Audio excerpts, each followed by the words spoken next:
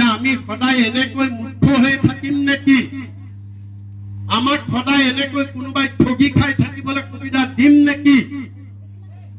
এই প্ৰশ্ন আপোনালোকে কৰিব লাগিব। আজি আপোনালোকে জানে আজি কি হৈছে। আজি হয় আপোনালোকেও কব, ইয়াত বহুতে আপোনালোকেও কব যে বিজেপিয়ে ভাল কাম কৰিছে। কি ভাল কাম কৰিছে? বোলে আমাক বিনামূলীয়া চাউল দিছে।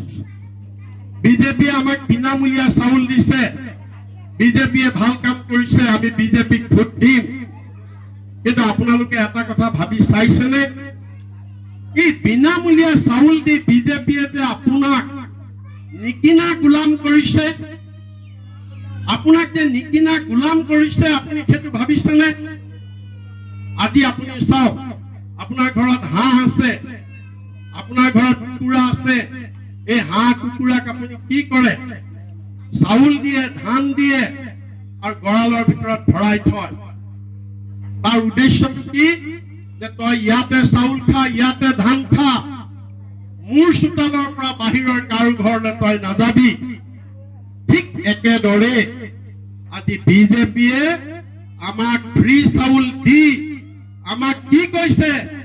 যে খবৰদাৰ তই ফ্ৰী চাউল খাই থাক, বিজেপিক ভোট দে, ফ্ৰী চাউল খাই থাক, তাৰ বাহিৰে তই একো চিন্তা নকৰিবি, একো বস্তু নিবিচাৰিবি, তোৰ ল'ৰা ছোৱালীৰ চাকৰি নিবিচাৰিবি, ৰাস্তা নিবিচাৰিবি, বস্তুৰ দাম বাঢ়িছে একো কথা নকবি, তোক ফ্ৰী চাউল দিছো, তই ফ্ৰী চাউল খাই থাক। আমাক এই গোলাম কৰিছে। আজি আমাক কি কৰিছে? ফ্ৰী চাউল দি আমাক কি কৰিছে? আমাৰ আপোনাৰ হাতত শক্তি আছে, ভৰিত শক্তি আছে, গাত শক্তি আছে, কিন্তু আমাক ভিক্ষাৰী বনাই দিছে। আমাক ভিক্ষাৰী। আমাক কি কৰিছে? মাহেকৰ মূৰত আমি আঙুলি মূৰত গন্তি কৰি বহি থাকো, কোনদিনা ৰেচনৰ দোকানৰ ফ্ৰী চাউল আহিব।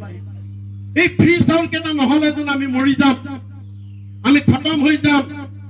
ফ্ৰী চাউল নহলে যেন আমি মৰি যাম আৰু খাব নোৱাৰিম।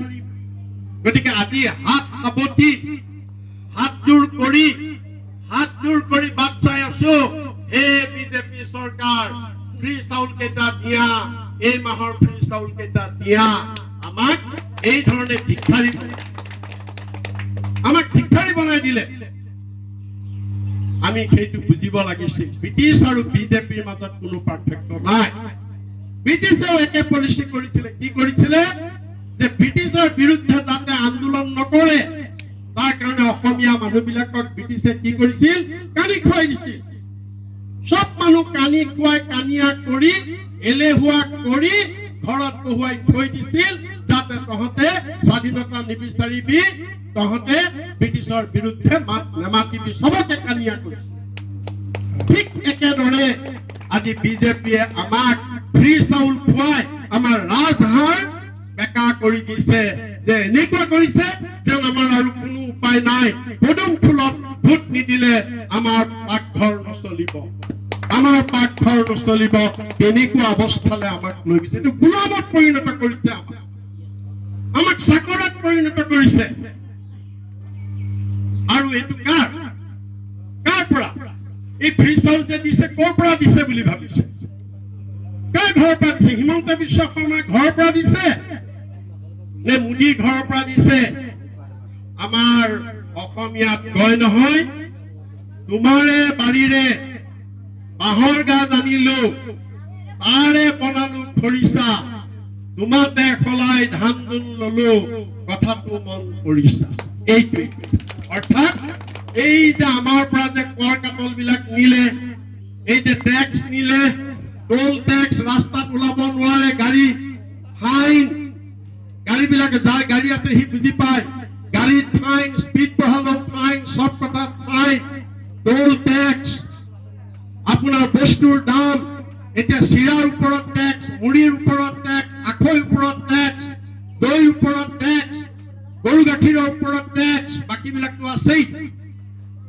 গতিকে এইবিলাক পইচা আমাৰ পৰাই চুচি নিছে।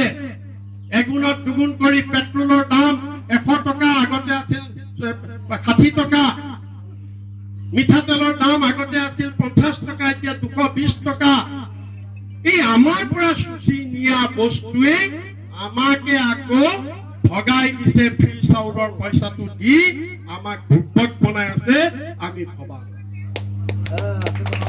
এইটো কথা আপোনালোকে এইটোৱে হৈছে বিজেপি